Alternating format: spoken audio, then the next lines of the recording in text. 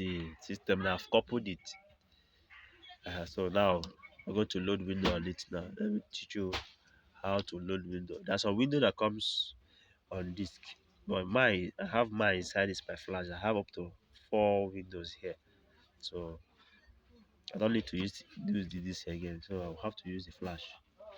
First of all, you plug the flash, connect the flash to this through the USB. Then you on the system.